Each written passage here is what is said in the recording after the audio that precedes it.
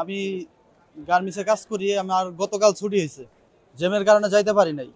সকালে বেরিয়েছি, সকালে বের হয়ে দিয়ে কি অবস্থা, সড়ক পথে সব গাড়ি থামানো, ধীর গতিতে চলে।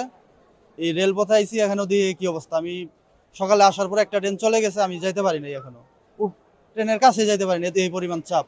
টিকিট পাই নাই, না পাইলে আমি ভাঙা ভাঙটি যাইতে হবে। আমি এখান থেকে যাবো হচ্ছে কমলাপুর, কমলাপুর থেকে পরে যাবো হচ্ছে সায়দাবাদ বা পোস্তকোলা ব্রিজের এখান থেকে পরে বাসে যাবো আর কি, খুলনা আর কি, সে অবস্থা।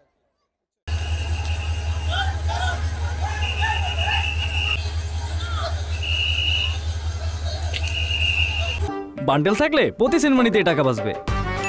বিকাশ সেনমানি বান্ডেল কিনে জিতুন প্রতি লেনদেনে। গার্মেন্টসে মাল্টিপ্লেক্সে চাকরি করি, গতকাল ছুটি হয়েছে, সকালে রাতে বাইরে করে যানজটের নাগে বাইরে নেই। আজকে আবার সকালে বাইরেছি, যাইতেই পারলাম না, রাস্তায় রয়েছি। রীতে কোন অবস্থায় কোন জায়গায় কাটবো না কাটবো কোনো এস্টিমেট নাই। আমি মর্মের উদ্দেশ্যে আইছি, কিন্তু যে অবস্থা দেখা যেত এই অবস্থায় মনে হয় না উড়া যাইব। ট্রেন আরো 1-2টা থাকতো তাহলে আমাদের লাগে সুবিধা হইতো। বুঝা যায় তো ঈদ করাই যাবে না, ঈদে আগামীকাল ঈদ, রাস্তায় ঈদ করা যাবে।